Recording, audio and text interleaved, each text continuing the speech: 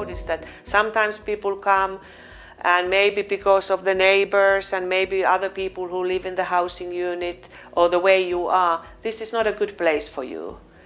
Then we get the negotiation with the social workers and the client, and we say, if this is not a good place, what do you think yourself? What kind of place would be good to you? Because I was getting nightmare people coming chat my door at 12 o'clock, 11 o'clock at night, and I'm in my bed at that time.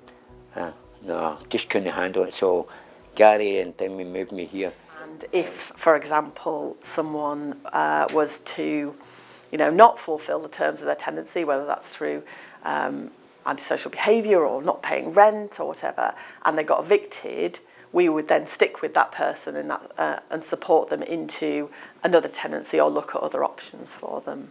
La question de l'expulsion est beaucoup moins grave pour nous finalement que ça nous paraissait au départ.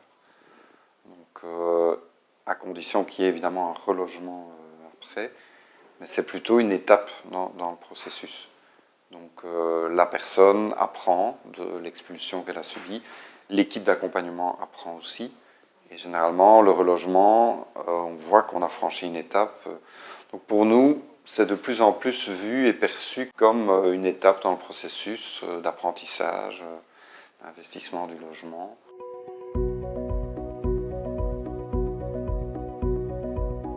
And the fear was unquestionably for local housing officers and housing managers about the ability of Housing First service users to manage general housing management conditions. There was a fear of antisocial behaviour, non-payment of rent, and just the way that people would generally live. And I think in particular it was breaking new ground in the sense that we anticipated it would be primarily people who were using substances and who would continue to use substances, and that was accepted within the service. That's all very much new ground for housing providers and very scary for them. La qualité du logement et inversement les problèmes techniques dans les logements ont une importance qu'on a probablement sous-estimée au début. Donc la qualité du logement nous aide énormément dans l'accompagnement et est une garantie, enfin en tout cas une condition de succès. Et par contre, les problèmes techniques de logement, pour triviaux qui puissent paraître, sont extrêmement importants et ont un retentissement énorme sur le suivi. Il y a un effet un peu qu'on a appelé l'effet Père Noël au moment de l'entrée dans l'appartement, parce que le fait d'avoir un logement directement sous un mois, comme on disait tout à l'heure, c'est très rapide, c'est quasiment exceptionnel, en tout cas sur Paris. Donc la personne est super heureuse, elle a l'impression que tous ses problèmes vont être résolus parce que maintenant il y a l'appartement. On se rend compte quand même avec l'expérience que petit à petit, la personne va se rendre compte que voilà, elle a un appartement, mais qu'au final, ça n'a pas tout réglé. Donc il y a souvent une phase un petit peu descendante de prise de conscience et voilà, de se dire maintenant j'ai un toit, c'est une bonne chose, mais il va falloir aussi que je mette en place des démarches. Et à ce moment-là, on est bien entendu très présent auprès de la personne, un suivi peut-être un peu plus intensif. Parce que qui dit toit dit forcément facture. Et c'est vrai que quand vous êtes dehors, vous n'avez pas de facture EDF, on vous demande problème pas de de voisinage. Problème de voisinage, voilà. My electricity, my gas, and my TV. Right, I do pay that.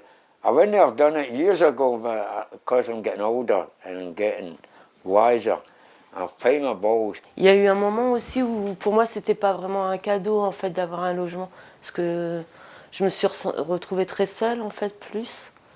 Et puis je sais pas, c'est après le fait de pouvoir prendre une douche tous les jours, de faire son café, c'est quand même pas. Well, of course there comes different phases in the life of the tenant. Sometimes what we hope is that they inform in advance that okay, now this time for this month I have some problems with the rent, can we make agreement? And always you can make agreement or this kind of plan of the payments. And sometimes unfortunately the tenants just don't pay, and they don't take contact, so then we try to take contact, but sometimes it's really hard. Le Housing First s'implémente principalement dans des grandes villes, voire des capitales, dans lesquelles les logements sont souvent à des loyers assez élevés et où il y a parfois également un manque de logements déjà pour la population générale. Ça impacte le projet dans le sens où parfois ça ne permet pas toujours de pouvoir proposer plusieurs logements à la personne, même si c'est la volonté de l'équipe de le faire, et ça impacte aussi en cas de besoin de relogement. Par exemple, si la personne n'a pas payé son loyer et est mise dehors par le propriétaire. Social landlords, I think, have been not necessarily more reluctant to sort of engage with it and discuss it, but I think because they are concerned about the communities in which they have housing, because they tend to have big blocks of housing in one place, I think they've been a little bit more cautious in coming on board, in that they imagine that actually they might be putting someone who's potentially problematic into a quite a stable community. Le but aussi du programme, c'est de faire en sorte que le locataire puisse créer du lien avec le voisinage, son environnement, ce qui est compliqué dans un premier temps pour eux. Mais en cas de conflit, on travaille beaucoup sur la médiation. Most of the times, when there's nuisance and we get complaints, we go and talk at first with the client himself or herself and check what they want to do. And we have our experience and all the ideas how you can maybe get in contact with the neighbors, and we ask them, is it okay for you to tell I'm a worker? And if that's so, we can give our card and tell them if there's more complaints or if you have questions, whatever, you can get in contact with us. So you don't have to go to the police or the housing association, and we try to solve it ourselves. Donc les voisins parfois se liguent un petit peu contre la personne, augmentent un petit peu la gravité des faits pour accélérer l'expulsion. Donc il faut vraiment être attentif à ça et demander qu'il y ait vraiment une vérification des faits, qu'il y ait consultation de toutes les parties. Et donc on a aussi maintenant appris à faire appel à des médiateurs. Et ça aide aussi pour faire un petit peu la part des choses.